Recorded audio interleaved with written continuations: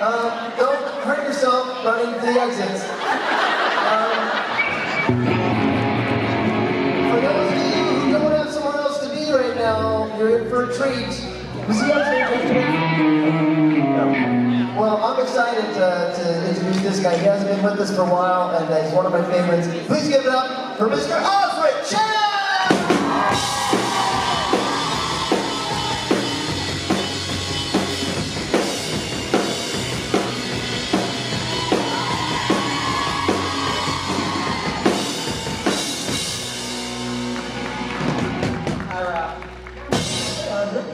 How was the ID? I feel really tingly right now. Yeah? I just got a shot in my bum, and I got an IV done, and my whole body is tingling. Yeah. I feel like I got a shot of adrenaline. Yeah. It's awesome. And it's kicking in. It's a great time to just get out on the stage in front of a bunch of people. I know. That was the only time we had, so that's... Great time for you to intravenous drugs. Yeah, anyways, well, I don't usually take supplements or vitamins or anything, and I just got like a mega dose of all of it. So that's awesome. Well, we always tell people you're clean. Yeah. You're a clean fighter. You're a clean fighter. You took Jared down, all sober, no drugs. Yeah. And now you take Rob down. Now you're... No, I'm not going to take Rob down. No, please don't. no one's going to take Rob down. No one would want to take Rob down. I hope not. I hope not. All right, well, have a great time. Thanks, Rob. I'll see you after. I'll see you after. Oh, go ahead, Michelle. I don't think that's working. I just ran into the nurse that gave you the IV thing, and Yeah. she said she accidentally put some liquid acid in there. So if you're feeling a little woozy, she said, that's what it is. That would explain a lot. So anyway, don't be anxious. All right. But, that's what she said it is. Appreciate you. Wow. Yeah, it's needles are you know, man, I feel really strange. I mean, I'm what you call straight edge, so I don't usually do anything. I don't even drink caffeine. Like I don't have coffee. I try to stay away from sodas and sugars. So I'm used to having nothing in my system, and I'm currently experiencing a lot. Anyways, I feel like I'm going to be... Thank you, good sir. I'm going to be experiencing these things in the next few minutes, I feel, so I will try to keep it together. Doing a panel right now. Should have thought of this before I started. Very happy to be back in Denver and live, and I feel hungover. I don't drink, I should feel hungover. If this, okay. Maybe we should open the lines up for questions. If anyone has anything to ask me, maybe it'll help me focus right now. Because, yeah. How do you feel about dying? How do I feel about dying? That's a solid question. There was the first 10 years of my career, I never died, and I always wanted to die because it seemed like such a fun thing to do. Usually when you're filming it, you get to, it's kind of fun, you get playing with blood and guts and stuff, and I never got to do that. And then once I started dying, I died a lot, and I'm like, okay, well it's not as fun because then you're like off the show. But then you get on a show like Supernatural and they keep bringing you back, so then it's okay again. So I don't know, I think generally I like dying on TV or in movies because the stuff you get to do is generally quite fun. I think my favorite death, if I have a favorite death, is actually probably on Supernatural when I got to kamikaze myself. There was just like, I think it was, even though it was alternate reality, Kevin, it kind of epitomizes all the struggles that Kevin actually went through and how he kind of internalized it all, and it just manifested in the way that he did. And Kevin was a martyr in a lot of ways. Like he never had anything good happen to his life, and he ended it in the way that, well, alternate reality Kevin anyways, ended in a way that he thought. Can I get a t-shirt? I only have the one I'm wearing. Unfortunately. Okay. Well, maybe I'm the end of the Ask me in 10 minutes, I might say yes. Hi there, let's open up the floor on this side. Hi, my question to you is, besides what you were talking about on your first panel about like meeting Jared for the first time running, what was your favorite moment with the cast, like, for meeting them? That goes to Mark Shepard. So, when I met Mark, who here has met Mark Shepard or seen him in person? A lot of people. Okay, well, if you don't know Mark, he's quite the character, quite the personality. When I first met him, I don't watch a lot of TV. I didn't know who he was. So I saw a gentleman that I didn't know, and I introduced myself. I'm like, hi there, my name's Osric. What's your name? And Mark just looks over at me, crosses his arm, and he does this. And he points to his chair, Mark Shepard. And I'm like, oh man, I offended him. I'm like, oh, hi Mark, okay, very nice to meet you. And I just like walked away, and I didn't talk to him after that. And we had that one scene together where he just like snapped his fingers and disappeared. And then I thought, I'm like, okay, that's my time on the show, and I'll probably never see him again, and that guy, Mark, really hates me. And I went on to do another show, he shaved my head. It was like months later, I ended up going to San Diego Comic-Con, and the episode had aired, and like no one recognized me because I looked very different. It was just like the one episode that was out, and I was walking through the crowds at San Diego Comic-Con. There were thousands of people in this intersection, and I get this hand on my shoulder, and it's Mark, and he's like, Osric, this just proves you don't all look alike. And my thought's like, that is just a little bit racist, but it was said in such a nice way. And then Mark was like, what are you doing? I'm like, well, I was gonna look for a lunch spot. He's like, nah, you just come with me. And it was him, Misha, Jim Beaver, and Mark took me on my first Comic-Con adventure. He took me backstage. He was the one that welcomed me into the family. And it was such a lovely, after a really awkward first encounter, but it was such a lovely moment, and I'll never forget that. And yeah, it also like kind of showcases Mark as who he is. He's like that gruff guy that's kind of scary, that will make fun of you, but he's also got like that he's the nicest person, but he doesn't like showing it. But he'll do it in ways that you don't really expect. So yeah, meeting Mark. Thank you for your question. Hello. Hi. If you could have any job, what would it be? That's a good question. I feel like I'm always trying to do the job that I want to do. I'm currently on track to learn how to direct. And I don't know if directing is the job that I would want to do always. I think, that's a good question. So in my line of work, I'm what you call a contractor. Right? I do contracts. So when I do a TV show or a movie, I get the job, but when that is over, then I'm unemployed again. So most of the time, I'm unemployed. Or if I'm working a lot, I'm working on different jobs. So every job is a different job. Sometimes I'll work as an actor. Sometimes I'll work as a producer. Sometimes I'll work as whatever else I can get my hands on. But every time it's a little bit different. So there's a joy in that because I get bored very easily. I have a little bit of ADHD, and I don't like to be stuck in one thing for too long. So the idea that every job is a new job is kind of the exciting thing. So I guess my dream job in that sense is being able to explore different jobs, different stories, different things. Always. Well, thank you. Like Kevin was a dream job. Thank you.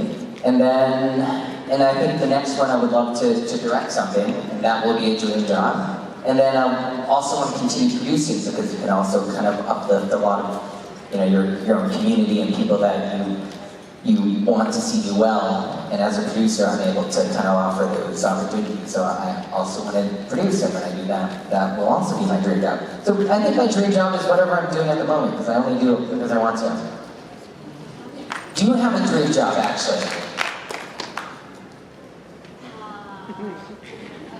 Be you.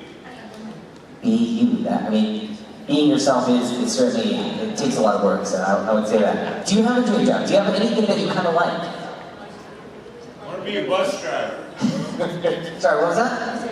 Video games. Video games. I mean, you're lucky in this day and age you can be a professional video game player. It is actually a lot of work and it takes hours and hours of practice. And if you're not doing it already, I mean, it's kind of tough, but if you like video games, I mean, there's certainly video games. I don't know if you know this, but video games is the largest industry in entertainment by far.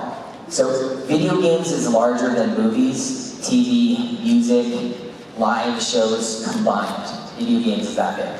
So in terms of picking an industry, you pick the biggest possible one. So if you like it, it doesn't hurt to explore. Thank you for your question.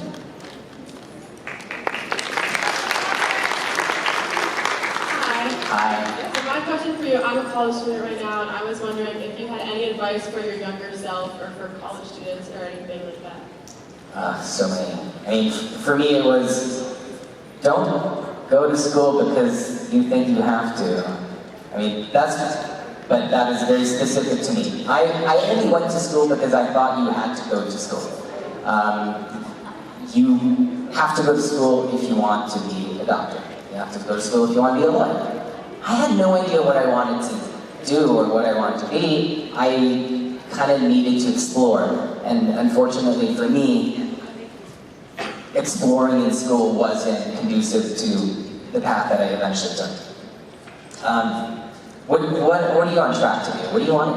I'm currently pre-med. Pre-med. Oh, well then you're doing the right thing. Okay, if I had some advice to give myself, I would say enjoy the time in your life right now. I think as humans we're always looking, the grass is greener on the other side. There's like, oh, I can't wait till I get this thing and then life is going to be so much better. Like we always have those thoughts, and it's impossible to have those thoughts. But if I were to look back on my life, I would remember that every single year I have told myself, when I get there, everything will be okay. Or like, I can't wait till that happens. I can't wait till that happens. If I look back on my life, the last 20 years, I have said that and thought that every single year, and every year I have surpassed last year's goal. But I still feel the exact same way. So I feel like it's a moving target, and you never quite get there. And so the only, logical outcome then is to, you just kind of have to appreciate the fact that you've already overcome so much. Like the you of last year is probably very proud of yourself right now, right? And remember just how far you've come. And that's an incredible thing because you are that person you wished you were last year. And I wish I appreciated the fact that, like when I was in high school, I wish I enjoyed it a little bit more. Like I had a great time in high school. Like I was one of the lucky kids. I had a really good time, but I didn't really enjoy it as much as I feel like I could have. I didn't appreciate just the structured environment, the only structured environment I've ever had in my life. Like I didn't appreciate the fact that I could kind of turn my brain off and just enjoy being a kid. Like I never really got to do that because I was maybe a little bit too ambitious, even though I didn't know what I wanted to do. I just knew I had to do stuff. I think just enjoy your life. Don't let it fly by you because you're chasing after something so hard. Like, I think we have to enjoy life because the present is now, and it's the only time we're gonna get it. Thank you so much. You're welcome. Hi there. If you've seen Stranger Things, what would your Vecna song be? And if not, what's your go-to karaoke song? Okay, I'm glad you asked the second part. I've seen season 1 of Stranger Things. What was the thing in the show? The Vecna song is like a song your favorite song that would pull you out of your darkest moment. Oh, interesting. Oh, I don't know if I have a favorite song. If I did, it would probably be from the 80s.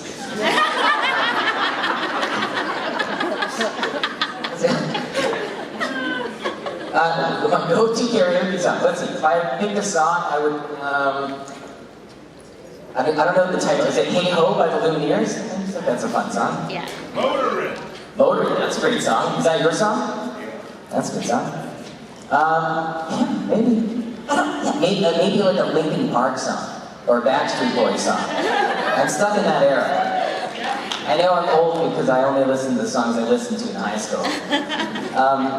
Yeah, that's again. I'm not very music driven. It's a weird thing that I've learned of myself.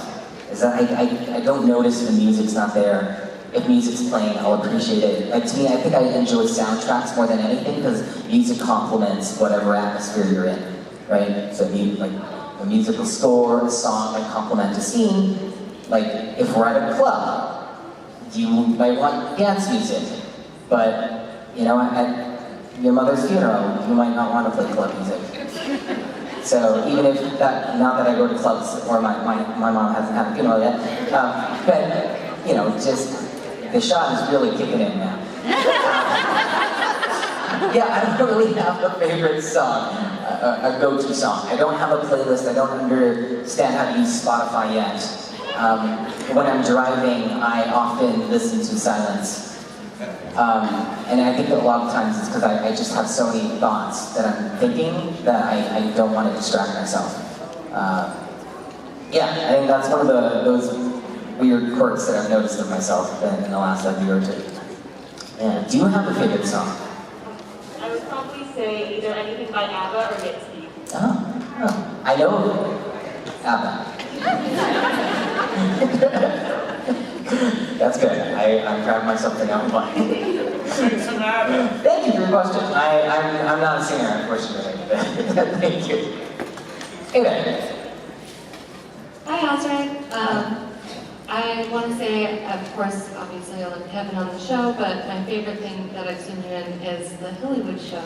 The parody music video, okay, are we familiar? Yeah. I just wanted to know, like, how did you and the rest of the cast, like, get involved in that, and, like, what was your favorite part of filming? I met Hilly and Hannah in Spain at a convention. I saw the work, I got really excited. I asked them to do a Supernatural parody. They're like, we haven't caught up on the show, or don't have really ideas. And then they did The Walking Dead, they asked me to be Glenn. And like a year later, they're like, okay, we finally have a Supernatural parody idea. I was really excited. Originally, I was signed on to do Crowley, but the scheduling didn't work out, and I ended up playing Sam. I remember I got Rich involved first, and Jensen, and I was showing them the videos. I'm like, you gotta look at their work. It's just so good. And then we just kind of set up this room for people to dance in. They just like everyone just go in that room and dance in front of a camera. And you know, the cast being the cast that they are, they just jumped in and danced, no questions asked. And then it kind of happened. It was kind of crazy. And you know, I thank Creation for allowing that to happen. That we did that at the Vegas convention. So they just set up a room for us, and we danced on camera. And then everyone found out, I guess after the fact, what it was. I'm like, guys, we're doing a parody of our own show. We get to be the cast that does their own parody. Like, how weird is that? And I think that was a really cool moment, and I think this group in particular takes pride in doing weird and random things that no other show really gets to or has any interest in doing. Thank you. Thank you. Hi. My name's Rachel. How are you? Hi, Rachel. I'm still feeling a little woozy, but I think it's starting to settle down. Well, that's good. My question for you was, you played Kevin so well, but it doesn't seem like you have a lot in common with Kevin in real life. So how did you really get into character to play someone who you don't have a whole lot in common with, especially because Kevin was all about school, and you're like, Yeah, I'm very, you know what? when I was in school, everyone thought I was going to get a full ride to Harvard, and like I was president of the student council. I was president of the Vancouver District Student Council. I was involved in like 20 different clubs. I started 2 of my own. I was teaching like guidance counseling classes, doing anti-bullying seminars. Like I was very involved in school, and so like I had the resume to go to Harvard, except for my grades. I was like a C- student. So it was a really weird place to be in because everyone saw me as like the academic kid, and I was like, I'm not studying. Right? Like I love getting involved. I love learning. Right? I believe in education. I just don't believe that school is the only place to get it, and certainly for me, it wasn't. Right? Like if there's one facet in my life that I try to hold on to is that I'm always a student. Right? It doesn't matter where I am, what I'm doing, who I'm talking to. Like even if I'm on set and there's someone, it's their first date, like there are lessons that I could learn from them, right? And I try to always keep an open mind and an open heart to any of that stuff. And so in that sense, I'm very similar to Kevin in that Kevin is a professional student. Like that's what he does. At school, that's what he did. He learned and he did the test. And when he got into the supernatural world, he studied these tablets and he applied them when necessary. Right? So if there's one thing that we have in common, it's certainly that. And you know, just as an actor, yeah, you have to play characters that are so different from who you are in real life sometimes. But you know, we're all such complex creatures. Right? Like sometimes we're really shy, sometimes we're really outgoing, sometimes we're, you know, and it really depends on who we're interacting with. Like I'm a different person in front of my parents, in front of my family, than I am with my friends. And I'm with different groups of friends, right? So like, who do you choose to be when you're this character?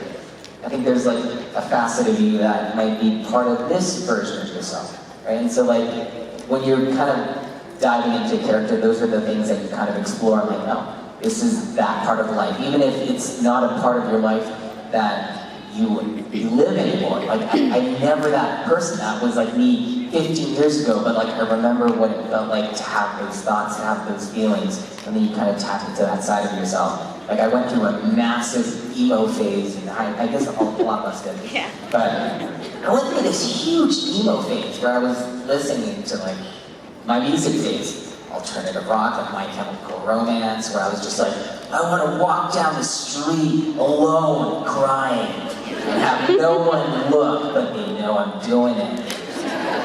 Like weird thoughts like that. Like, I was listening to Backstreet Boys walking home from the bus, and I remember like, man, like I'm really emotional right now. It's so cool. It's just so stupid now that I think about it. But you have all those aspects of your life that are so far from who you are now, but like they were present at some point. And so as an actor, our job is to kind of tap into all those things and figure out what works best for the character. That was so beautiful. Thank you, and I love you so much. Thank you very much, Rachel. Thank you for your question. Hi. So, since you are working to become a director, is there anyone that's like at the top of your list, anyone you dream to work with someday? This is probably very long. I mean, I got to say, like, I got to shadow Rich on Kung Fu, like, it was only 2 weeks ago. But, like, that was really fun. And I remember, like, the first time I ever worked with him as an actor, him directing, like, I already knew he was a good director. It was so immediately obvious, and, like, finally, you know, stepping behind the camera with him and just watching him stress out for 3 weeks, like it certainly gave me a large appreciation for what he's doing. And I think at the end of the day, like, it's that camaraderie that really, like, that's the magic that you get, is when you get to do a project, like, it feels like a marathon, like almost like you're going to war, but a happy war, where you're fighting time. And it's such a stressful endeavor that you kind of really only want to do it with people that you love and care about, right? And that's the really special thing about film or TV, is that like you're stuck with these people, you know, 14 hours a day, every single day sometimes, for, you know, months on end. Like you want to enjoy that process. So as much as like, yeah, there's so many people that who have done things that I admire immensely, but at the end of the day, like, I guess the ideal situation is I just want to do a crazy project with my friends. I want to struggle with them, and I want us to like go through it, hopefully smiling by the end of it. It's like, that's the most important thing, right? And like, honestly, there are some heroes of mine that I would probably love to work with, but you never know. If you end up working with them, and there's not that chemistry, and it turns into a sour experience, like, I also don't really want to take that. And part of it is also like, I want to create that culture for myself. I want to create a thing that I can bring people into and create my own industry, essentially. And you have a lot more, like as a director or as a writer on a TV show, you kind of have a lot more sway in terms of how you want to set up an organization. Whereas if you're an actor, you just kind of jump into it. So like, as an actor, I would love to work with David Fincher, let's say. Because he's notorious for doing like insane amount of takes and just exhausting you as an actor. And I mean, it sounds like I'm a masochist there, but it's also like a chance to kind of explore and try something that you don't normally get to do or to experience. And most of the stuff that I end up filming in Vancouver, like we're short of time, we're short of money. I guess that's every production for the most part. But it's rare that you really get to like fully explore a character or a scene in a way that is just creative. Most of it is logistics. And so, as an actor, I would love to work with some very interesting filmmakers who have like a very specific approach to filming that I've not explored. And back to that last question, it's just because I want to explore, I want to learn, I want to see what other processes there are out there so that I can kind of help develop my own in terms of what I like, what I don't like, how I would run a set, how I would deal with people, how I would, just set things up for myself. So yeah. But, sorry, to answer your question, actually, it is, yeah, I just want to work with my friends. Perfect answer. Thank you. Thank you.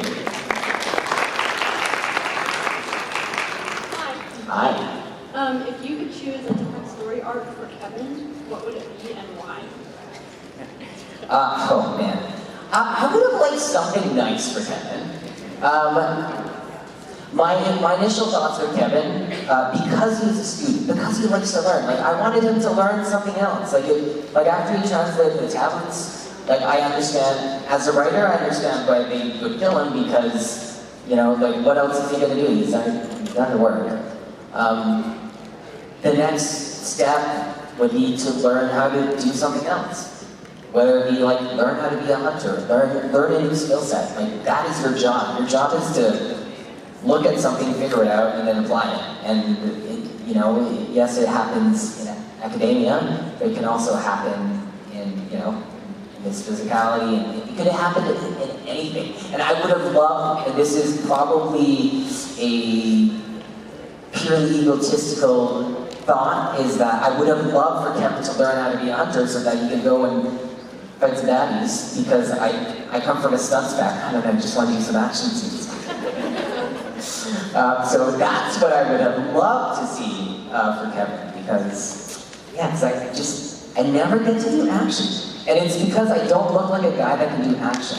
And I recognize that now, 10 years too late. But that's why I'm also developing my own projects, some of which are action projects, because I want to do it before my body gets too old and my bones start to decay. You look great, in my opinion, obviously. Oh, thank you, I appreciate it. Thank you for answering my question. Okay, thank you. Hello? Come on. I'm feeling good. Feeling good enough to stand and even walk. My question is, if given the opportunity, would you want to shadow Jensen for directing? Is he directing? I know he directs, but like, does he have time? Maybe I'll ask him. Yeah, I mean, at this stage, I'm shadowing like any and every director I can. Obviously, I live in Vancouver, so it's easier to shadow in Vancouver, but yeah, I would definitely shadow Jensen. before I directed my first ever thing, Jensen was one of the first people I ever talked to about directing, right? And he gave me a lot of nuggets of wisdom. I think the first thing he told me is like, you gotta do your homework. You gotta do your homework. And I'm like, yeah, that makes a lot of sense. But I knew so little about directing that I didn't know what homework to do. But now I do, right? And there's so many things that he has said to me like very early on, like before I had even thought of directing, that now makes sense, that didn't before. So yeah, I would absolutely love to shadow Jensen. There's so many directors that I would just love to be a fly on the wall and watch how they do the thing that they do. And currently, there's this master class thing online. I'm watching all the director stuff. Every time I'm on set now, I will tell the director before I'm on, like, hey, just so you know, I'm gonna be kind of peering over your shoulder and stuff when I'm not in front of the camera. For the most part, everyone's very cool about it. Like, I'm not gonna get in the way as long as I can just observe. And some things I wouldn't do that this way. I would do this way. And then other times, like, wow, I love what they did there. Like, I never would have come up with that. And I try to think of like, okay, how did you even get to the point of having that idea? And again, it's all part of an education. So like, I would shadow anyone. Certainly, I would Jensen if the opportunity came up. Thank you. Yeah, thank you. Okay. My question is just, what was your first audition and how did you find yourself there? My first audition ever, I was 9 years old. I didn't know what it was. I thought it was a play date. My mom took me, and I think I was runner-up. So I didn't get the job, but I almost got the job. And the kid that got the job was called Naked Shower Boy for like 10 years. So it probably worked out that I didn't get the job, because I wouldn't like that one. That audition, though, opened up the doors to me getting an agent. So I got an agent. Me and my family did background for a couple of years, and then at some point that agency went to theatrical, which means that they're like, okay, we're not doing background anymore, we're just going to focus on actors, right? So people that say one line or more. And I made the cut, and so they asked me if I wanted to. I had no idea what they were asking, and I just said yes, as a lot of the best decisions of my life, and worst decisions of my life, usually follows a yes of me not really knowing what I'm getting into. So I went down that path, and then when I got to school, I hated school so much that I tried so hard to not go to school, and acting was an avenue that I had. And I'm like, oh, if I get a job here, I don't have to go to school. So I worked really hard to be an actor so I could not go to school. Yeah, are you an actor? I'm a model, kind of. So you have auditions too. What was your first audition? My first audition is for a tattoo expo that's coming up, and I'm walking the runway. It's like in a couple weeks here, actually, so, and I made it, so. Oh, congratulations. Yay. Thank you. Thank you. Hi there. My question is, I know you're friends with Yoshi Sudarso and Peter Sudarso. I was wondering if you ever auditioned for Power Rangers or considered auditioning for Power Rangers? Yes, I was just talking to Yoshi prior to this, actually. I did. Power Rangers, I was almost a Power Ranger twice. Once as a Yellow Ranger, obviously. But the other time, it was a Blue Ranger. Anyways. Yeah, I was almost a Power Ranger twice. And it would have been a really cool experience. You shoot that in New Zealand. But it's also a very, I don't know, I know so many Power Rangers. It's a weird thing to be able to say. But I know like 10 Power Rangers. Actually, no, I probably know more of them. But I'm friends with 10 of them, right? But I've met probably 30 of them. And it's a very different lifestyle. I don't know if I would have, if my career path, if I went along the lines of the Power Ranger, if it would have led me to being an actor. I think it would have led me more to being a stunt performer, weirdly enough, which is my original career path. because Power Rangers don't necessarily care about acting. I haven't seen it since the first season, but even then I remember that wasn't its strong suit. And so you're not really encouraged to get better as a performer. Like there's a style that you learn, and unfortunately it just doesn't work for almost any other TV show or movie. And so a lot of Power Rangers kind of get stuck in that. And I have a couple of friends who've gotten out of it, but it takes a lot of work to kind of recognize what it is that you're in within the Power Ranger universe and being able to explore. I mean, it's the same with like CW. Like, I'm sure a lot of you have seen some CW shows. There's a very specific acting style that comes in CW. It's very broody. People stare a lot. They breathe heavily. You know, there's like a style. And so as a Vancouver actor, you have to learn that style. But it doesn't work for a lot of other shows and movies. And if you don't recognize that, you get stuck like really broody. And sometimes you'll get notes like, yeah, I don't know if that works. And you're like, wow, that was so good. Totally would have been season 16 of Supernatural. I'll be like, oh, I see. We're trying to make this one. Right? So it's like, I think it's understanding the types of show and stuff. So I'm kind of glad, like, I would have died to be on Power Rangers. But I'm kind of glad it worked out the way that it worked out, just because it forced me into another career path that and I'm happy to be where I am. Thank you.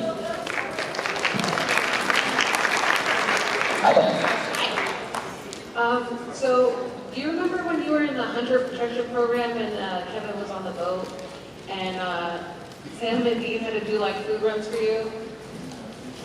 Yes. If you had Jensen and Aaron do a food run for you, like today, what would they get? I mean, I would probably ask for something and they'll bring me something I can't eat. If I were to guess. I don't know. What would they get? I'm pretty sure they would, I'm plant-based. I feel like they would get, I mean, I don't think they would go out and start like bringing steaks over, but they would probably bring me the most disgusting plant-based things they could find. Out of principle, they would. And I would understand why. And I would probably eat it. I mean, you know the guys. If they're doing you a favor, I'm careful. I'm like, all right, what's behind this? There's a prank behind this. You're skeptical like Nisha. You're being too nice for some reason. There's laxatives in this meat of lettuce. I don't know. But you have to be. They have taught us to be skeptical. I mean, if you haven't learned that lesson by now, like, that's on you, right? Thank you, Dustin. Hello. Hi. So adding on to the food run thing, in the episode where you're on the boat and Kyle's trying to fool you with the two actors who are in place of Jensen and Jared, and they're too nice to you. Right? Kevin learned his lesson. Osric Chau learned his lesson too. And, how did you being a smartass come about? Like, how did you get into character to play it? That's a good question. I wish I totally forgot about that episode. There's a lot of things I forget about on this show because it's so long ago. I don't know. I think it just came across on the page. Like, oh, gotta be a smartass, and sometimes I will just rehearse a lot until I get it. Right? Like, I think for a long time, like most of my career, I was a very, dumb actor. I would learn my lines, I would learn it really well, but I wouldn't really think beyond that. And I never thought about, what can I do to take it to another level? What can I do beyond the words, beyond the lines? And it took me a long time to kind of get there. And so, for that one,